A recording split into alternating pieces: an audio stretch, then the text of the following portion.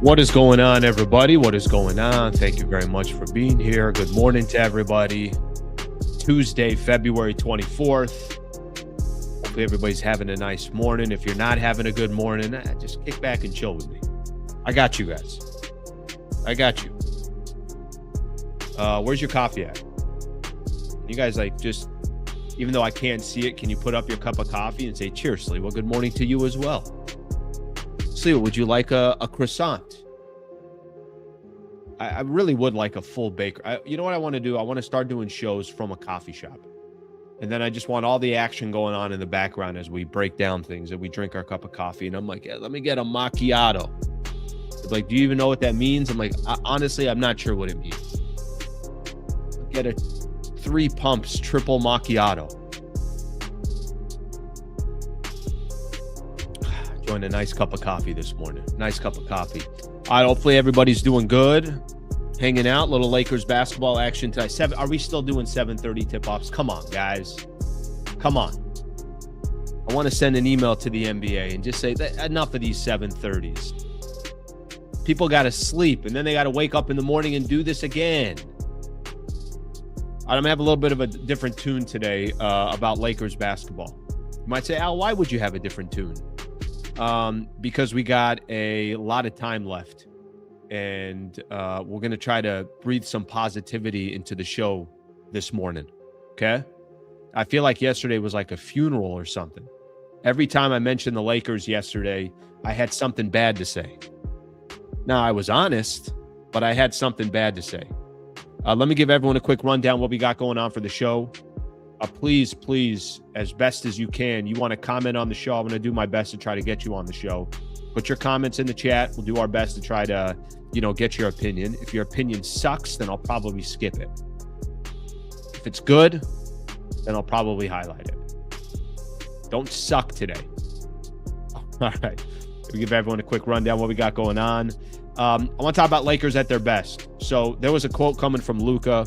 Kind of saved it, honestly. It was so much stuff going on yesterday, but post-game show, Lakers and the Boston Celtics, he had said something about, obviously Lakers need to gain chemistry, this and that.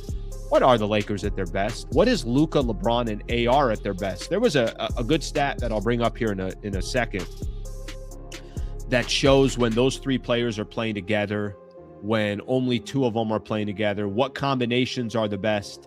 I want to talk a little bit about that. Look, Lakers got some time to figure some stuff out. And I think if there's one thing most people would agree with, I think what they would agree with is you don't have to be the best version of yourself by February 24th. Clearly, the Lakers aren't. Now, I don't know what that ceiling is. Do I think yesterday I'm watching some Spurs and the Pistons? I'm like, yeah, I don't. If Lakers played the Spurs right now, I might get ugly. But again, they don't have to figure it out by February 24th. Marcus Smart had some stuff to say as well, talking a little bit about what I think he was trying to say was the Lakers are more built for the playoffs. I don't disagree with that, by the way. I know there's some people right now saying, are you really trying to, what kind of timeshare are you trying to sell us? Lakers in the playoffs all of a sudden become a different team? No, but I do think them playing in the playoffs is more beneficial than them playing in an 82-game grind. So we'll get a little bit into that. Yesterday, I mentioned some of the rotations and how I just didn't feel like everything jived. Well, these next couple of games, let's call it the next 2 weeks or so, we're going to find out whether the Lakers should make some changes to some of their rotations or lineups or starting lineup, bring Reaves off the bench, keep him to start, whatever the case is. I think based off of more data these next couple of weeks, I think we'll have a better idea about that. Reaves talked a little bit about the Lakers complaining. One thing, let me tell you something that's very, very annoying. Give you a pet peeve of mine. By the way, I end up doing it. Everybody does. We all complain. We all bitch and complain. Everybody does.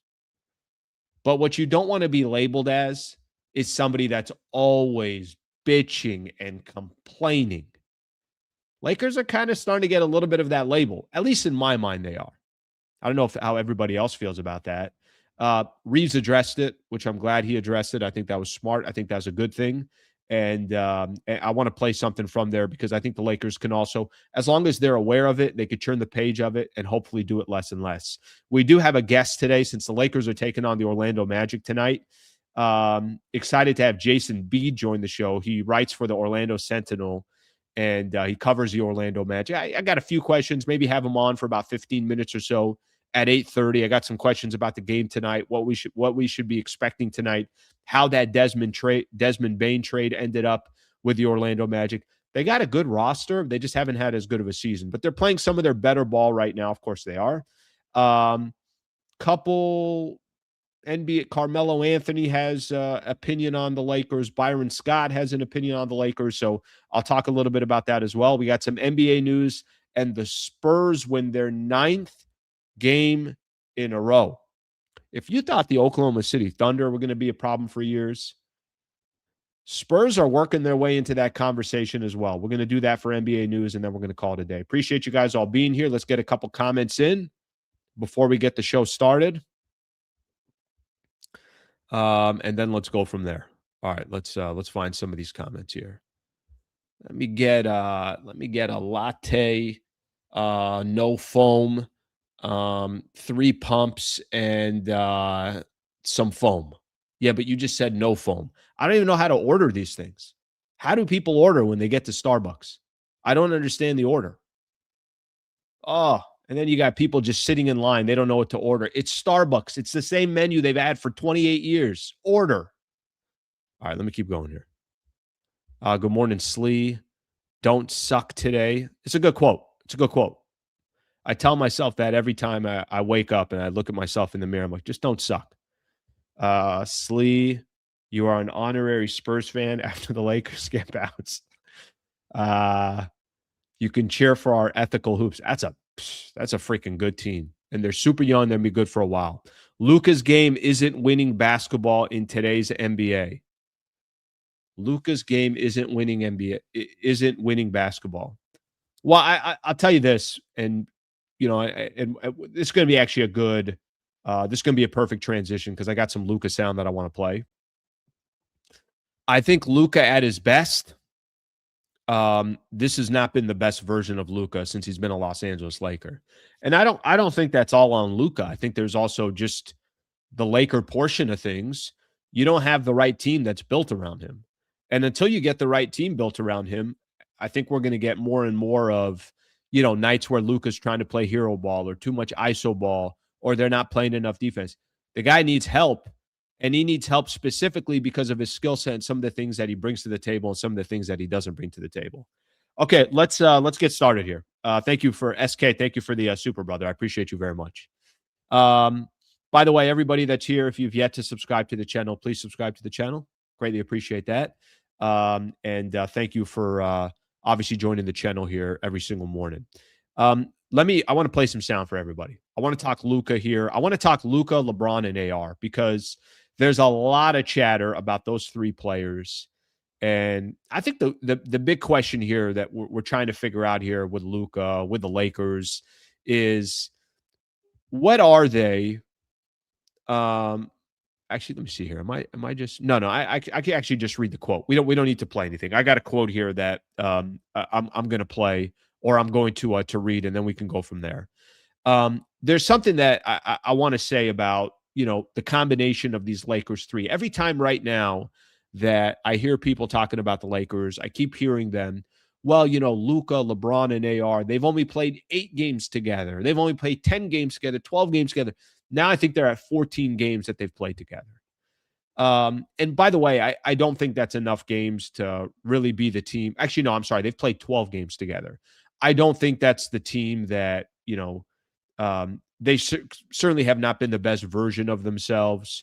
I do think that there's a lot of question marks of how much better can those 3 get together? How much better can the Lakers get? All those are fair questions. One of the things I wanted to do this morning that I wanted to make sure I got across to everybody, the Lakers are not a bad team. They're not an awful team. And I think after the game against the Boston Celtics on Sunday, from Sunday to today, I feel like every story about the Lakers is the sky is falling.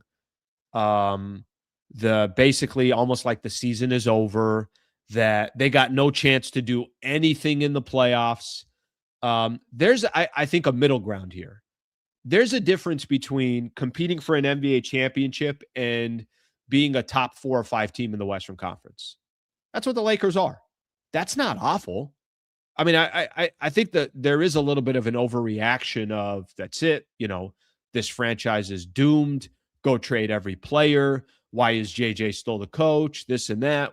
Yesterday I was reading a message where somebody was going at new ownership. Like, I can't believe they're allowing this. I'm like, new ownership just took over 15 minutes ago. Can you give them a second? Like, they also need time. They need some time to put together the proper roster and front office and everything else. Luka had a quote after the game on Monday, or after the game on Sunday. I'm going to read you this quote, and then I want to show this offensive, defensive net rating, combos between all three of these players. I think we clearly have not seen the best of Luka, LeBron, and AR together. Clearly, we haven't. And I think the most difficult thing to do is when you're a team still kind of trying to figure stuff out, you're still trying to figure out your rotations, is go up against other teams in the NBA that know exactly what they are. The Boston Celtics on Sunday, February 22nd, was not trying to figure anything out. They know everything. They know who they are. They know their identity. They know their DNA. They know the proper lineups. They know when to bring this guy in, that guy. By the way, they're also making changes. They just took, I think at the trade deadline, Peyton Pritchard was in the starting lineup. They put him at the bench. So all these teams are still making adjustments. Luka said this after the game on Sunday night. I think you see that we're not there yet. He's talking about Luka, LeBron, and AR. So talking about himself, LeBron, and AR. Like I said, we're working on it. But there should be big potential about us three playing together. So this is coming from Luka. So I'm going to throw this question. What are those three at their absolute best? And what are the Lakers at their absolute best? What can it look like? I do think they can be a headache in the playoffs. I do think they can win one round in the playoffs. Some of that's going to be predicated on, by the way, that says a lot. If it's, well, who are they playing and what's the matchup look like? Is the other team healthy? That obviously that signals things. It's not like, well, it doesn't matter who they're playing. They're getting out of that first round. But I think there's some qualifiers when I say that. I'm gonna show you guys this this tweet here that I want to put up there, and it's showing kind of the lineups that are most effective and the lineups that are least effective. So let me kind of let me make my screen a little bigger here. So let me give everyone a quick idea what I'm referring to. The Lakers' best net efficiency with Luka, LeBron, and Reaves. Okay. The best efficiency is when Reaves and Luka are playing together. You see the plus 21.1 on a net rating. But it's also, I think, the least amount of minutes together. So just something to keep in mind that as we look at this, I want to source this too. I want to see, Eric, scroll up a little bit. I just want to see who put it out. Okay, there it is. Data Baller, Hero of the Day. So shout out to them for putting this out. The best combination that the Lakers have here is Reaves and Luka. That's the best combination as far as a net rating goes. The next one is Luka by himself with whoever the hell else is on the floor. The next one is with Reaves on the floor with nobody else out there. Obviously, Luka and LeBron aren't there as well. And then the first time you actually see LeBron James get into the mix here is when it's Reaves and LeBron. And I notice this. I definitely notice this. There are moments where Luka's trying to get some rest, and then it's Reaves, LeBron.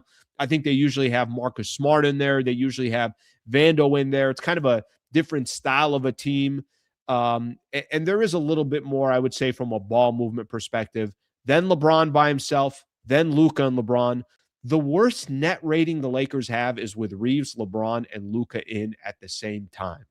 That is concerning. That's concerning because these are supposed – I think you could look at it two ways. I think one way that you could look at it, you could say to yourself, all right, the three of them together right now, it's only going to get better. But it also kind of highlights that those three, not exactly the perfect mix. I mean, in one sense, you could say, hey, if that's what the best net rating is when it's just Luka and just AR, maybe that's a good sign for the future. Maybe that's a good sign for after this season if LeBron's not there. But The Lakers at their worst with all three of those players is having all three of those players in at the same time. Again, not a huge sample size. I think the one thing that I'm encouraged about when I see this stat, it's like, well, it can't get any worse. So eventually they're going to have to figure some stuff out. That's why yesterday I kept kind of emphasizing. I was doing the show with Keith Smith, who does a phenomenal job, Spot Track. Also does a show with Trevor Lane on YouTube, front office show. That's why I kept emphasizing. I'm like, just this thing isn't jiving. There are players on the floor together that just don't work together. If you're going to have Luka and AR in at the same time, I don't know if you want Braun on the other side of that, just sitting in the corner. If you're going to have, Luka with the ball at the top of the key, I don't think you want to have Austin Reaves sitting in the corner. It just doesn't feel like a lot of these players gel when they're in there together. Maybe it is they haven't played enough games together. Maybe there's some other stats out there. I know Lakers right now are 8-4 in 12 games where LeBron, Luka, and AR have been together. Their losses are all against elite teams. Spurs, I don't know if you call the Rockets elite. Celtics, I don't know if you call the Suns elite. So maybe I'll take some of that away. But those are some of those losses that they had, and they've all been in double digits. So are the Lakers beating up on teams they should be beating up on? They are. And honestly, I think they're going to continue to do that. I think when the dust settles for the Lakers, I think they're going to have a good record. I don't really question it. Are the Lakers going to have a good record by the end of the season? They'll probably be top 5 in the Western Conference. I think they got a very good chance of being top 5 in the West. But I think it also shows, and I know we've had this conversation, they got a long way to go to be the best version of themselves. The question is going to be, do they have enough time to figure it out? Let me play. Let's play something here from Marcus Smart. So Marcus Smart was talking, again, post-game as well. Either this is post-game or it was after. No, it was actually after practice yesterday. Let me play something here from Marcus Smart. Marcus Smart is talking about where the Lakers sit today. I think he's trying to make a little bit more of an argument that they're more of a playoff team, that by the time they get to the playoffs, they will be ready. Here's the thing, again, I'm going to try to emphasize. Here's where I'm a little bit encouraged by the Lakers. Those three can't be any worse together than they already have been. Maybe a lot of that does have to do with they have such little continuity together. I think it's going to get better. And I think it's really difficult to try to get better when you're playing the Boston Celtics. But could it get better when you got Golden State, you got maybe a Phoenix Suns team without Dylan Brooks, maybe without Devin Booker, you got Sacramento coming up. They're going to have games where they can figure themselves out. I don't think you could figure it out when you're playing some of the elite in the NBA like Boston. Let's play this here real quick. Here's Marcus Smart, practice yesterday, that they're still kind of trying to figure stuff out and mesh, but he sounds positive about what the future can be. Oh, yeah. I mean, we're good. The talent is there. We got the pieces. It's just making a mesh. We haven't been healthy, which is a big part. You're trying to, get pieces to mesh. You got to be healthy. Different lineups to play, but I think that's going to help us in the long run to our advantage because we got to see different lineups, guys in different spots and different roles that they're not used to. But we definitely have some work to do. Everybody knows that, but we're hanging in there, and the objective of it is everybody in this league is coming around the right time, getting ready to start playing the best basketball you can play at the right time. Coming around at the right time. That's somebody that's been in a lot of playoff battles and knows that mid-February is not when you got to be your best. And I'm not here to BS anybody. They have a ceiling. I mean, I don't think anybody's picking them to get to the Western Conference Finals. They have a ceiling. But I think it says something that there's still a lot of work for this Lakers team. There definitely is. But I don't think they're as bad as maybe they've shown in some of these games, like the Boston Celtics. And fortunately for them, that Luka, LeBron, AR, do I think that's the best trio in the NBA? No. But do I think they could be a lot better than they are? And just, they got to figure out their lineups. I'm not a fan of the rotations and the lineups, and that's something that we're going to have to see over these next couple of weeks. All right, I talked for almost 20 minutes straight. I'm going to shut up now. I'm going to go to the comments. I'm going to see what the people got to say, and we're going to go from there. Let's get a super in here. Luka has 13 techs. 16 is a one-game suspension. Yeah, that probably goes more to the complaining stuff. like I said this from the beginning. The last thing you want to be labeled as is somebody that's always complaining. It's just not a good. That's not a good. That's definitely not a good feature that you want to have. At the same time, um, it's a label that they're going to have to figure out how to get off of them. And Luka's the culprit of it. I think Luka's the one that I think sets the tone. If I'm being completely honest with you, I think if Luka all of a sudden just stopped complaining and said, I'm playing basketball, I think he'll probably get more calls. I think he'll have more respect during the game from some of the referees or opposing players. It's not my style. And then all of a sudden, now Reaves is starting to complain. So again, I'm not a fan of that. Appreciate the super brother. All right, let's get a couple comments here. This Lakers team is just soft. Yeah. Yeah, that's, by the way, that's also another label that you don't want to have, that your team is just soft. Lakers do not have the talent to flip the switch. Let's see. Just have to build habits during the regular season, and they haven't, period. Well, they got 20 and change, maybe 25 games left to go to at least be better than this version that they are. I don't think they're also as bad as they were against the Celtics, even though I think if they played the Celtics in a 7-game set, they're probably losing 4-1. Let's get some more in here. Hero ball from Luka, ain't it? Hero ball from anybody, ain't it? I mean, it really isn't. I think I've said this, before. And again, back to the conversation I was having with Keith. There was a couple of moments yesterday that him and I are having the conversation. And, he was like, I don't really know what they're doing on offense. Like, yeah, they're not doing anything on offense. Everything is ISO ball or hero ball. Lakers are stuck in the middle. Management pretty much gave up on this season, knowing Rob Pelinka. He's going to sign a few journeymen talking about. Well, I will tell you this. I don't know if they gave up on this season, because I think they gave up on this season as far as putting any more assets into this season. I think that was strategic. I said that before. Look, I thought if the Lakers put themselves in a position where they end up not making any trades at the deadline, I thought, one of the words that I kind of described was, I think that would be responsible. I think they'd be responsible if they did that. But based on the rest of the season, let me throw this out there, and you guys can feel free to answer this question. What is, at this stage, what is their ceiling? Do you think can they win a round in the playoffs? Can they win 2 rounds in the playoffs? Because I think we all are under the similar notion that it's not going to be good enough to obviously compete for a championship or anything like that. But I also don't think they'll be trash in the playoffs. I think they have an opportunity to play a little bit more chess once they get to the postseason. Now, there's an identity that they've built, and maybe this is their identity, and maybe as I sit here and talk, I'm going to talk myself out of this. Maybe the identity they've built is just the reality, and they're not going to all of a sudden become a little bit tougher. And they're not all of a sudden going to become much more cohesive. And they're not all of a sudden going to become, this team that we really haven't seen all season. I think we kind of know what they are. Obviously, we know what they are against teams that are below 500. But it's funny because as I look at the schedule, I keep saying to myself, they're going to stack up W's. They are. They're still going to get wins.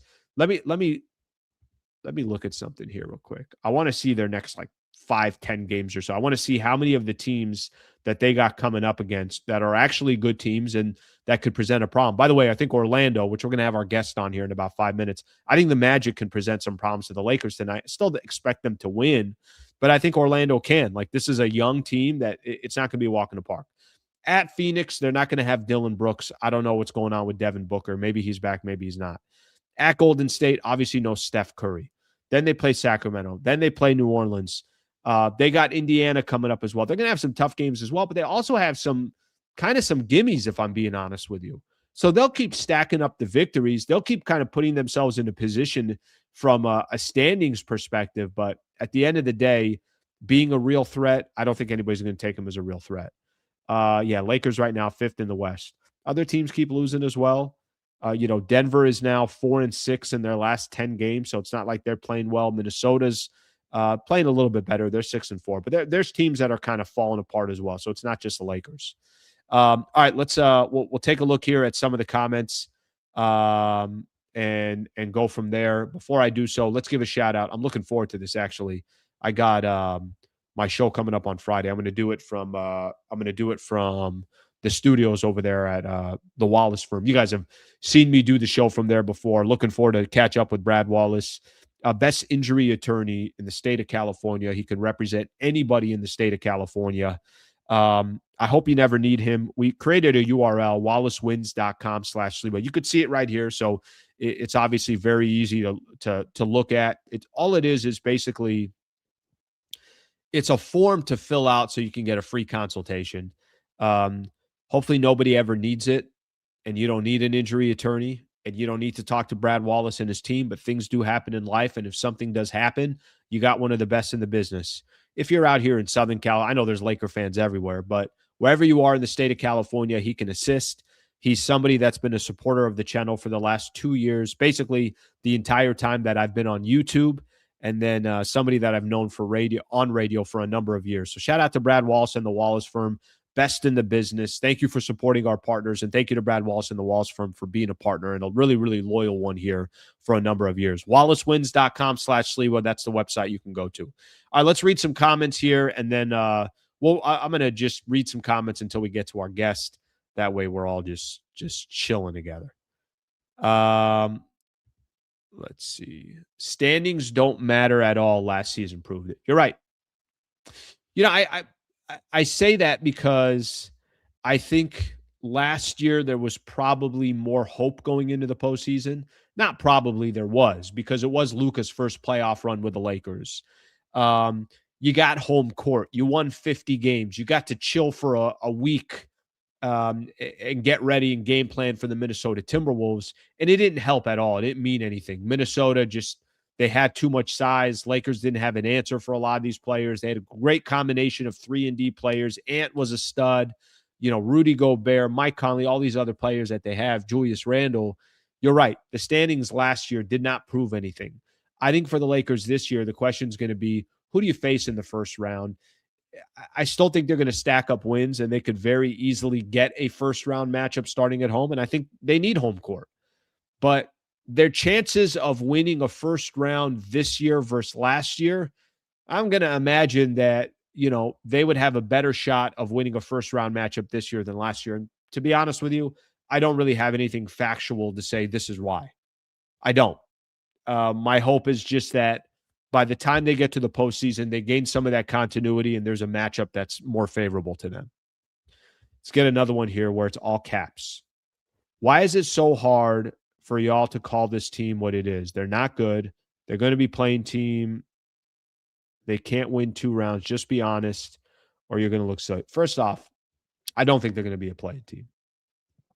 And I don't think they're going to be a playing team because the Phoenix Suns are not going to have Dillon Brooks for 4 to 6 weeks, and I think that's a devastating loss. And I think if Dillon Brooks was available, then there would definitely be a chance for them to be a playing team. But you got right now Denver, Minnesota, Houston, the Lakers, and Phoenix are all kind of they're in the same sphere. They win a couple, they lose one, they lose a couple, they win a couple. Nobody's really running away with anything. I think the difference is I think Denver at their best is better than all those teams, but you know, until Aaron Gordon comes back. I don't think anybody's saying that they're going to win 2 rounds. Who's saying they're going to win 2 rounds? Nobody is. The question we're asking right now is, can they win 1? Nobody's asking. The bigger question right now is, can they win 1 round? I don't think anybody's trying to claim that they're going to win 2 rounds. I said this a couple weeks ago. I said, I think their ceiling, like the question was, what would you consider a good season? I said winning 2 rounds, but I'm not expecting them to win 2 rounds. The expectation is I'd be disappointed if they're out in the first round. If they win 1 round, then I would say, all right, that kind of comes up as chalk. That's not, you know, a shock or anything like that. And it could be depending on who they play. But yeah, I don't think anybody on here is trying to make this case that the Lakers they're winning 2 rounds, no question about it. Who they beating? Winning 2 rounds in the Western Conference is not easy, and the Lakers have had enough difficulty as it is with teams that are above 500. And of course, once you get to the playoffs, all you're playing is a good team. So yeah, no one's trying to make the case here that that they're winning 2 rounds. Lakers, the best team of the worst teams. Okay, might have something there. But again, I go back to it. I think there's a lot of teams that are in this category. Is Minnesota getting to the Western Conference Finals again? I don't think they are. Houston getting to the Western Conference Finals? I'm not picking them. Denver is the only wild card to me in the West that's going to be based on their health. And if they got Aaron Gordon, then, obviously they would have a chance of having that opportunity. All right, good stuff here. I appreciate all the comments, and thank you for chiming in, everybody chiming in. Whether you're yelling at me or you're agreeing with me, it doesn't matter. Doesn't matter. Okay, I want to welcome in our guest here. Very happy to have him on. First time coming on the show. Excited to talk a little Lakers and Magic tonight. Want to welcome in Jason Beede, who writes for the Orlando Sentinel. Good morning, sir. How are you? I'm doing good. I heard the last 30 seconds. Don't worry. Plenty of people yell at me as well. So you're not alone. As long as you don't yell at me, I think we're going to be okay here. I want to have a little bit of a break. It's kind of funny, Jason, and I thank you for coming on the show. I really appreciate it, and looking forward to Lakers playing the Magic tonight. It's funny talking Lakers basketball on a kind of a night in, night out basis, on a daily basis, and of course, every fan base is going to be emotional. The highs, the lows, and everything else.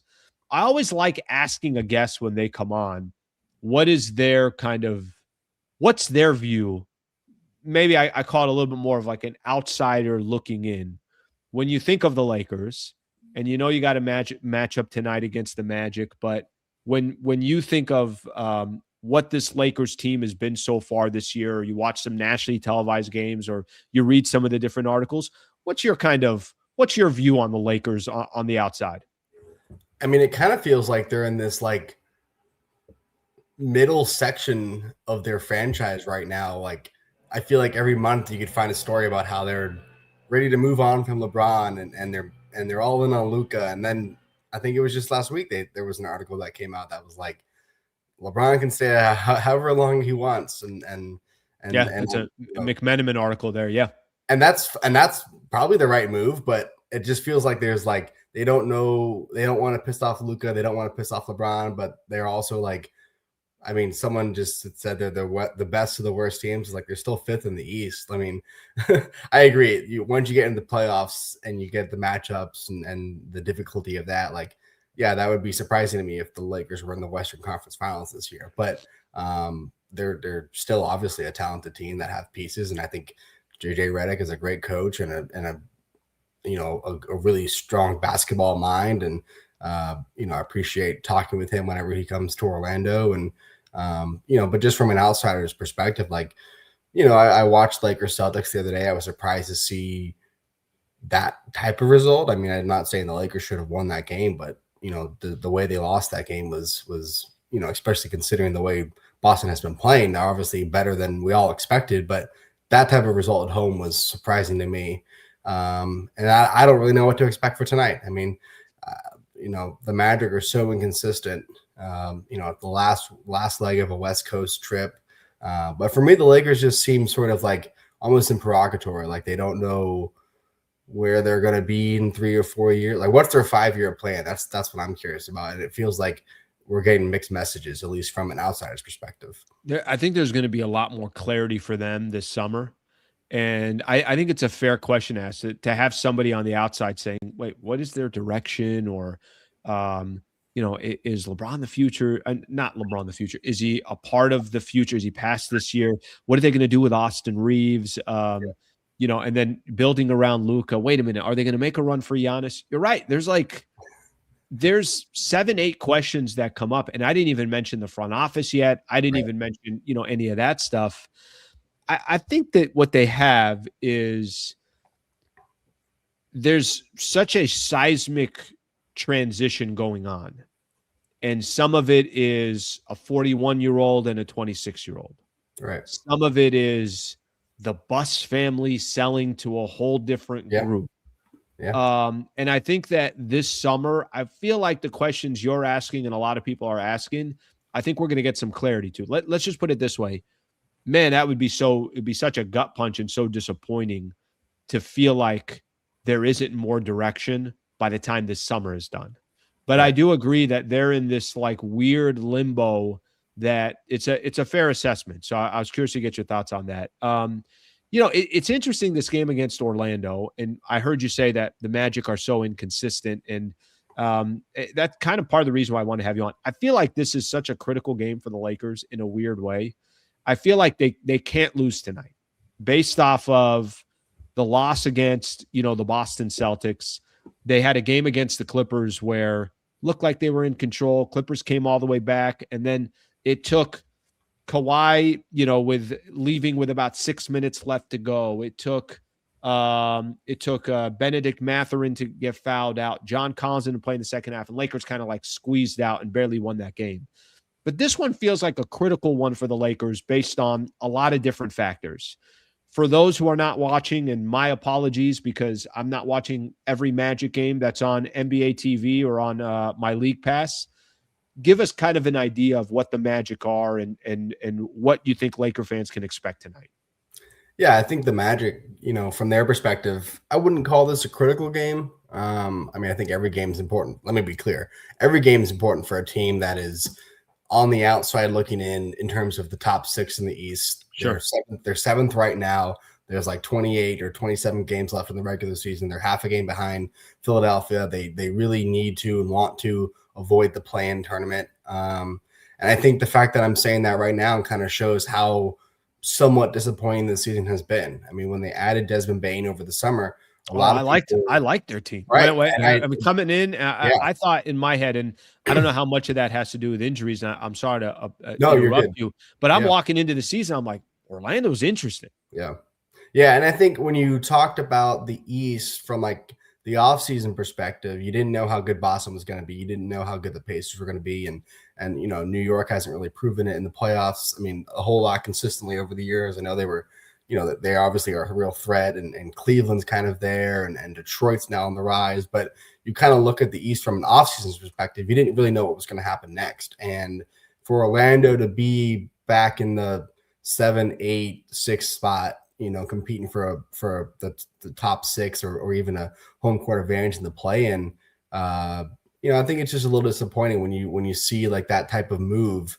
I think some of the amount of first-round picks they traded for to get Desmond Bane, a lot of people see that and thought they overpaid.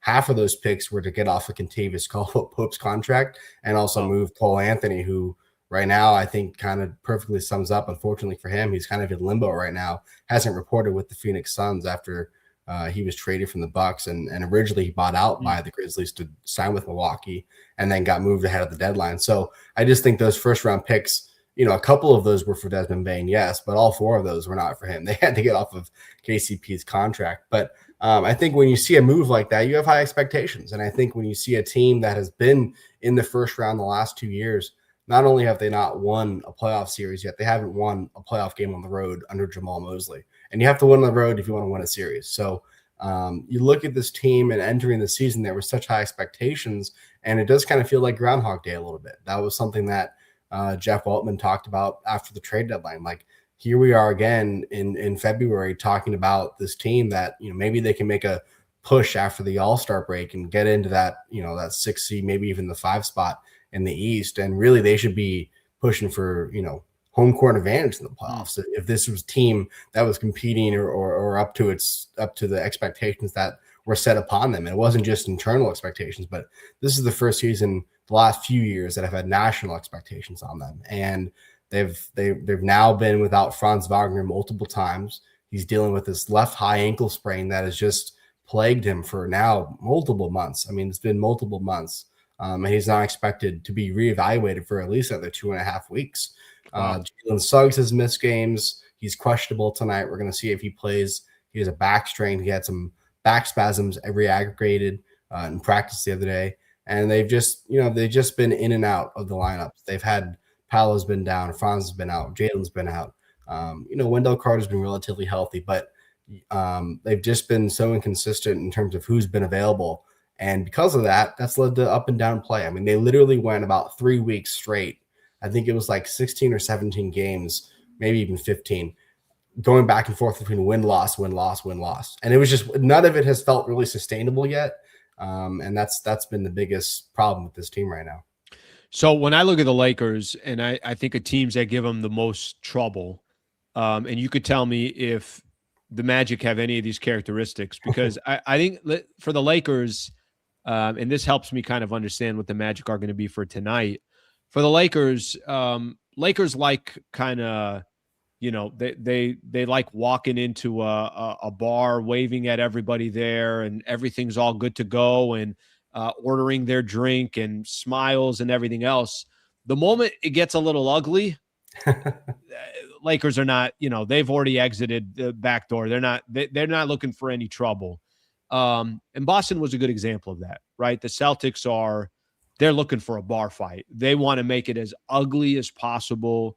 And that's their style. That's their DNA. Lakers also don't do well with teams that have really good on-ball defenders, wing defenders, guys that can, at least you're not going to stop Luka, but are you picking him up? Are you making his life a little bit more difficult? Austin Reaves doesn't do good with big guards. I'm asking you this because stylistically, do the Magic have any of those features or characteristics, or is the Magic kind of their DNA different? Yeah, it's interesting because I would say the Magic team of the past, the last couple of years, yes. And even this season, we've seen moments of their defensive identity making it a bar fight, making it a slugfest, making it, just tossing bricks at each other. I would say, though, without Jalen and Franz, we don't know if Jalen Suggs is going to play tonight, but without those two, that identity really changes a lot. This is a team that was one of the best defensive teams the last couple of years. I mean, literally, they've been top 3 the last 2 years.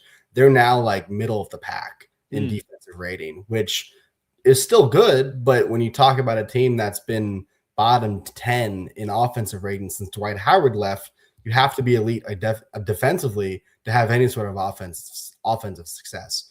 And the big offseason shift that Jamal Mosley and his staff looked into was how do they take advantage of the stops they were getting on defense.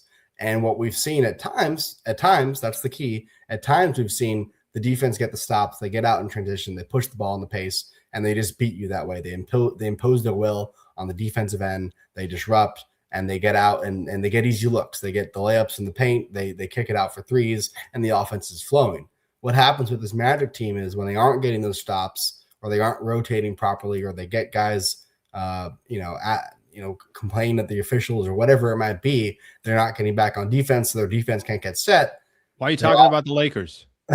Yeah, their half-court offense is slow sometimes. Now, I don't want you guys to take that label from the Lakers. I mean, that's talking about not getting back on defense and complaining. Yeah. I mean, that if there's one thing the Lakers have, that's theirs. Yeah. Well, look, the Magic are kind of in that bus too. And sometimes it is frustrating to watch. I mean, sometimes the lack of movement on offense is mind-boggling. But when Jalen and Franz are on the court, Franz doesn't get enough credit defensively for whatever reason. It's Jalen Suggs, rightfully so, is an all-defensive guard when he's available, and he takes up a lot of the defensive attention. But Franz Wagner is one of the best two-way players in the league. His length, his ability to guard multiple positions and really just defend at a high level. He's such a difference maker for this team.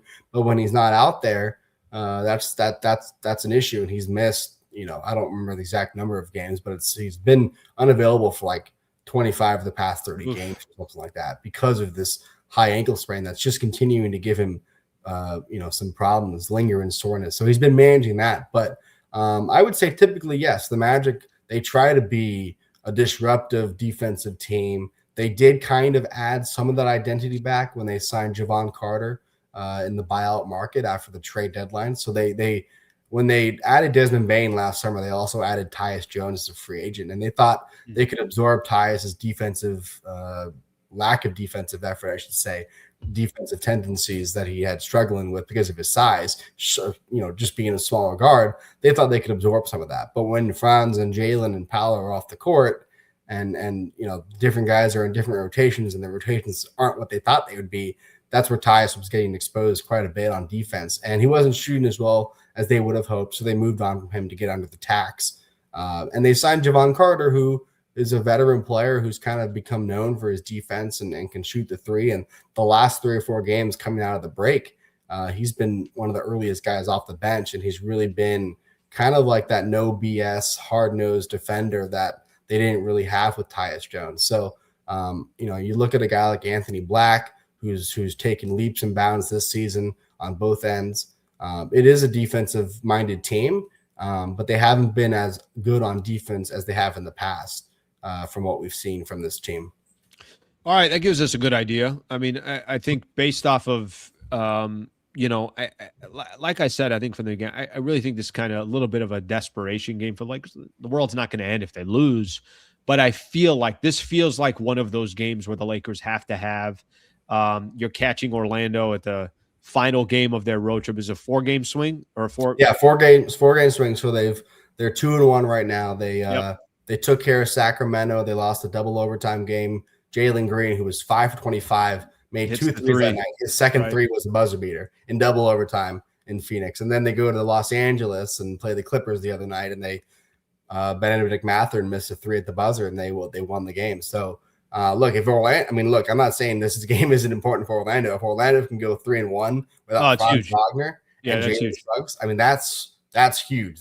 Come home for a 4-game homestand, and you're feeling pretty good about yourself. They've got the Rockets coming up. They've got the Pistons coming up. I mean, every game is important. So I wouldn't say if they lost this game, it would be the end of the season either. But certainly if they win this game, that's a lot of momentum. That's a happy trip home. That's a long flight home where you're feeling pretty good about yourself. Final one I got for you, buddy, and I appreciate the time. This one I'm going to just stay on the Eastern Conference here for a quick second. It seems like in the West, I have a very good idea of who the 2 best teams are, and I don't really think anybody has to waste too much time on it. It's Oklahoma, it's San Antonio. By the way, I think now, kind of crazy to see, San Antonio now within 2.5 games of the Thunder for the number 1 seed. They've won 9 games in a row. If I look at the East and I say, who are the best 2 teams in the Eastern Conference, I think I could obviously slate the Pistons in there. Now, they're also going to have a lot to prove when they get to the postseason. So it's not like they're a lock thinking, oh, they're going to get to the Eastern Conference. Even though I really like their team, their style of play. If I had to ask you that question, who are the top 2 teams in the Eastern Conference? If you're guessing, hey, I only got 2 spots, who's going to be in the Eastern Conference Finals? Who would you put in there? Yeah, I would. You mentioned Detroit, and they have a 5-game lead for first place in the East, and they've been really impressive. I mean, Cade Cunningham has grown into an MVP type candidate. Yeah. Last night they struggled against San Antonio, and they kind of had the issue where who's their second scorer if Cade isn't going. But that's where you have questions in the playoffs about how legit is this team. And I think JB Bickerstaff's done a great job there, and has they've kind of risen from their ashes there a little bit. But you talk about Boston, and I don't even know if Jason Tatum's coming back yet or not. But certainly Boston has that championship pedigree, that experience, and they just have these guys. I'll tell you one thing. I had Keith Smith on yesterday, who does a great job covering the NBA and the Celtics, and he had mentioned that it sounds like the next couple of weeks will be the kind of is he coming back or is he not? Right. But he also felt like there's a stronger chance he comes back than he doesn't. So of course, how that changes the entire scope of things in the Eastern Conference. Yeah, and I think you look at New York and you just question their physicality. I know they've kind of been better as of late, but it is kind of weird where yes, Detroit's the top and they've been really good, but do you trust them in the playoffs? And I'm not really sure if you do or not. I think that would be great if they do prove it in the playoffs and get to the conference finals. But I think Boston is probably the best team up there. I would say New York and Boston, just because they have that, that experience, and Cleveland's right behind them. And then Philadelphia really just depends on the health of that team and Embiid and whatnot. But certainly it doesn't seem like there's like one clear team that you trust in the playoffs. Like Detroit's been, really impressive this season, but do you trust them to make a deep run in the playoffs? That's where, we're going to have to wait and see what happens. But it is still kind of an open East once you get to the postseason. That's why the Eastern Conference to me is becoming more and more fascinating. Maybe not in the regular season, but once those matchups start in the playoffs, and it's pick whoever and that's where you want. get a team like Boston with Missoula and what they've done. Sure. Even without Tatum, it's like sure. Wow. And they have this identity, they have this style. Like I said, I mean, there's certain teams that, and I respect it. I like it. I like the style of, hey, we're down here for a bar fight. And there's some teams out there, it's like, no, I'm looking for a tea party. And if anything goes a little bit, away from the plan, I want out of here. And that ain't going to get it done once you get to the postseason. Jason, great stuff, brother. I appreciate you coming on the show. Great to meet you. I know you and I haven't got a chance to meet, but appreciate all the insight on the Orlando Magic and Lakers and the Magic tipping off tonight. Should be a good one. Thank you so much. All right, thank you, buddy. That is Jason Beede right there. So good stuff from Jason coming on, joining the show, and giving us a little bit of a preview of the Lakers and the Magic. It's the Lakers and the Magic. I need some help on the Magic. I need someone to educate me a little bit on the Magic. Instantly, I started asking the questions. I'm like, so how do they play? Do they play rough? We'll see what happens with Jalen Suggs. I hope Suggs plays. I know he's questionable, but Franz Wagner's been out. Yeah, that's a team, once they traded for Desmond Bane, I'm like, is Orlando good? I think they're good. And I'll go back to what I said a little bit earlier. I actually really think they got to win this game. I mean, am I being overly dramatic here? But if I'm doing a post-game show tonight, which by the way, tip-off's at 7:30, so post-game should start by 2 a.m. Really smart idea by the NBA. But when I'm doing a post-game show tonight, can you imagine that where Lakers lose by 3 or 4 or 6 or something like that to Orlando? Kind of a devastating loss. I think they'll win tonight. I actually think it will be competitive, but I think they'll win 5, 6, 7 points, somewhere around there. I think the Lakers will win the game. We'll see what eventually happens. All right. Got some comments that I got to get into, and got a couple other things. I got something on Austin Reaves I want to mention. Got a few things in the NBA news. Talk a little bit about that Spurs-Pistons game as well. Thank you very much for being here. Please subscribe to the channel. Shout out to Harrah's Resort SoCal. All right, Harris. All right, you're thinking here. Weather's starting to get a little bit nicer. You're saying to yourself, okay, I gotta get out of Dodge. I gotta go somewhere. I wanted just a chance to take a deep breath. You're working hard. You're doing whatever you're doing. HarrahSoCal.com. Go to that website. Trust me when I tell you, go to that website. It's such a beautiful resort located in North San Diego, about 1 to 2 hours wherever you are in Southern California. I love all the amenities that they have, over 1,000 luxurious rooms. Once the weather, and we're getting pretty close to the weather, starting to look pretty good again. Last week it was raining. That's all done. They got a beautiful, beautiful lazy river, a swim-up bar. I love their Mexican, Rita's Cantina, their Mexican food there, which overlooks the pool. It's got the Palomar Mountains in the background. I mean, come on. What kind of a pitch am I making here? If you're looking for a staycation, I think it's financially smart. You don't have to go book round trip tickets somewhere. Keep your car at an airport. Just get in your car and go drive out to Harrah's Resort. We also have a special link that's in the description of this show that you can get 20% off when you book through us. So 20% off when you book a hotel room. There are restrictions that apply. Most of the availability is during the week, which I think is even better because the rates are going to be better. You're going to get that 20% off, and there's less people at the resort. I'm somebody that doesn't like big crowds. Shout out to Harrah's Resort SoCal for being a sponsor here, and shout out for them for being a partner. HarrahSoCal.com is the website, HarrahSoCal.com. All right, let's keep going here. Now we could look at some of the comments. I had somebody a little bit earlier, all caps with this comment. Relax. Why are you yelling at me? Just trying to have a cup of coffee and enjoy my morning. Forget their record, Slee. John, thank you for the super brother. I appreciate it. Very nice of you. 10 spot right there. It's 2 coffees on John right there. Did you know the Lakers are the only team out of the top 8 seed in both conferences? I do know this. That have a negative point differential. They are going out in the first round again. I guess the question is, does it matter whether you're out in the first round or the second round? I mean, does it matter? I would say it does. It would be good for them to get some type of momentum into the offseason, if you want to call it momentum, because seismic changes are coming in the offseason. They are the only team in both conferences. Is that I know that that's the case in the West. Let me look at it. Sheesh. Yeah. Top 8 in the East, all positive point differentials. Lakers with a negative point differential. Yeah, that's not a good stat. That's not a good stat. John, thank you for the super. And I think there's something to say about that. I don't think I'm really going to argue that one. If we lose this game, all hell might break loose. You thought it was hot before. Yeah, and I think here's the difference. I think the Boston Celtics can represent the East. I think the Celtics, again, have a real a culture and a vibe. If you lost to the Orlando Magic that, Jason was just saying, they're kind of an up and down team, win one, lose one, win one, lose one. All that I think is a good perspective from it. And you lost to the Magic at home, coming off a loss you already had against the Boston Celtics, where people are saying that you're not respecting the game. You're not showing enough pride, this and that.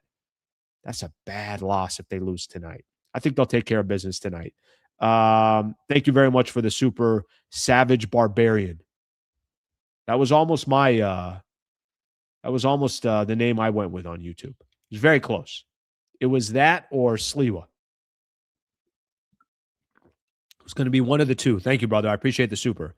I love this, by the way, when people just say, hey, great interview, this and that. Look, I'm typically, when I'm trying to get people on, just trying to have a good conversation, right? And I think for me, we were talking about it. I was like, do I get a guest on for the Magic? I'm like, no, I don't know enough about Orlando. Lakers are taking on the Magic. Let's put this guy on. And I thought he did a good job. So it means a lot when you guys say you guys enjoyed the conversation. So I'm glad you guys liked it there.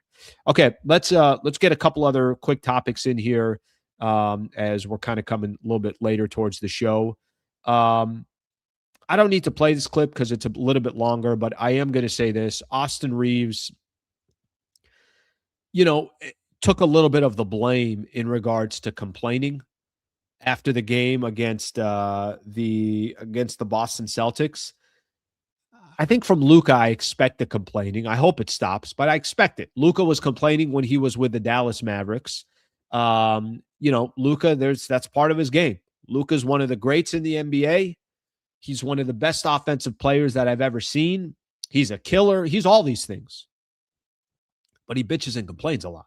And that didn't start yesterday. That's been going on pretty much his entire career. Austin Reaves, on the other hand, Reaves is not really known as a complainer.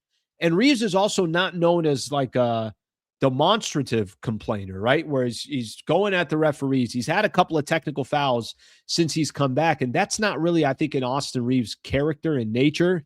He did admit after the game that him and the rest of the team have to do a better job of holding their emotions. Of course they do. Come on. It's annoying watching them.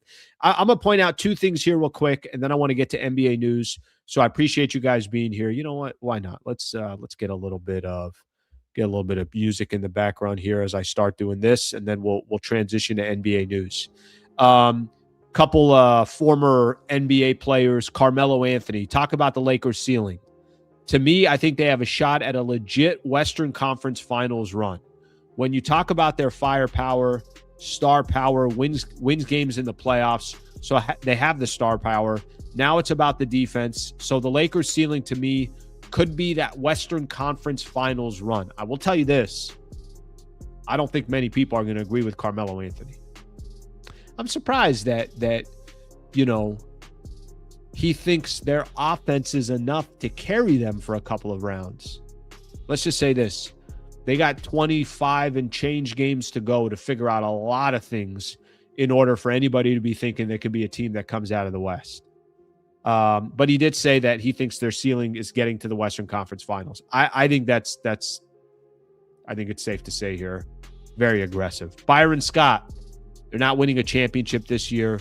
Listen, we all bleed purple and gold, but again, you got to be 100. They're not winning a championship this year. They don't have enough. They get obviously 3 great players, but you need 10. OKC won the championship last year because they were 10 deep. And then he makes a reference of what they look like in the 80s, how many different players. Listen, I could go through. You guys want me to do this real quick? In 2020, when Lakers won the championship. Look how stacked this team was. Think about this. LeBron, AD, Dwight Howard, JaVale McGee, Rajon Rondo, Kyle Kuzma, Avery Bradley, KCP. Who else am I missing? I'm missing other players. I think I said Rondo. Guys, they had so many good players. Alex Caruso, I didn't even mention. They had so many good players. Look how many players it takes to go win a chip. So that's Byron Scott's point there. So it kind of gives you a little bit of an idea. All right, main NBA story that I want to hit on. Let me get through actually a couple, and then I want to get to the one that I really want to get into. This one sucks. I feel bad for him, and frankly, I feel bad for the Phoenix Suns. They're having such a good season. Dillon Brooks, Suns to be without Dillon Brooks for 4 to 6 weeks. So you're talking about basically if he goes 6 weeks, we're about a week away from the playoffs starting, somewhere around there. So he's had such a good season. He's been such a big part of the turnaround that the Phoenix Suns have had. Lakers play the Suns coming up here in a couple of days. So unfortunately for them, he's not going to be a part of the mix. The Kings beat the Grizzlies last night. Why does that matter? Because they snapped their franchise record 16-game losing streak. I mean, Sacramento, you trying to get a top pick or not? You got to execute. If it's not 17 in a row, you're not doing it right. Final NBA story that I have. Wasn't surprised by this. Phenomenal game last night. Spurs and the Detroit Pistons. I was doing some radio yesterday. Actually, I was doing it with Sammy down in San Diego. And Sammy was making some picks. He's got some bets that he was doing this and that. And I think the Pistons, you got a 1.5 with the Pistons. He took the Pistons with the points. I'm like, brother, Spurs are winning that game. Spurs ended up winning that game 114-103. They've won 9 in a row.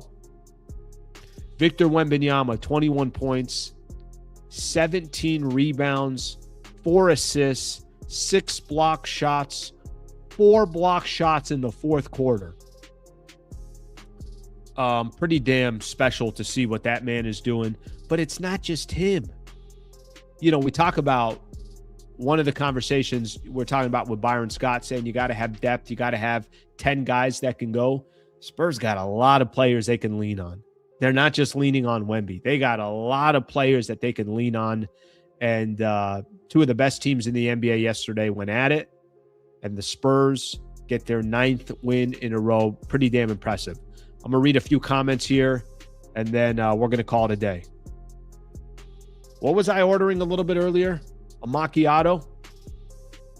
Get a nice macchiato. By the way, can I ask one quick thing? When you go to a coffee shop and you get a nice pastry, and they say, would you like that warmed up? I don't know what it is. It's like, I feel like God has come and he said, yeah, of course I want it warmed up. What's better than a warm pastry with your cup of coffee? I'm going to open up a coffee shop. That's it. I made the decision. I'm getting out of the business. Suns beat us with no Book or Brooks. I'm done. Let's get some more in here. We had everything in 2020. No holes on both ends and a great coach in Vogel. They had everything in 2020. You're 100% right about that. They had everything in 2020. Let's get some more in here. Oh, yeah, Danny Green, Jared Dudley. Yeah, that team, they had 10, 11 guys, 12 guys. I forgot. How about I forgot Caruso? All right, let's see what else we have here. Where in my Clippers? I'm going to give you some credit because through it all, you just kind of stand there and you got no problem. If somebody's listening on the iHeartRadio network or Spotify and you don't see the comment, there's a Clipper fan always here saying, I'm wearing my Clippers jersey. I got to give you some credit. And you're always welcome to come join the show. Always welcome. As long as Clippers keep losing. J.R. Smith, God dang, I forgot another one. Forgot another one there. All right, good stuff, everybody. I got to get the hell out of here. I appreciate you guys being a part of the show. Really, really good show today. Post-game show tonight at 4 a.m. 4 a.m. Lakers got the Orlando Magic, obviously very late tonight at 7:30. Right after the game, we'll be doing the post-game show, maybe 10, 15 minutes after the game. I like listening to JJ Redick first. Thank you, everybody, for being here. Shout out to our guest, phenomenal guest. And thank you to Harrah Resort SoCal. Thank you to Brad Wallace and the Wallace firm. Hope you guys have a great rest of your day. And I will see you at 4 a.m. tonight. All right. We'll see you right after Lakers and the Magic. Have a good rest of your afternoon and your morning.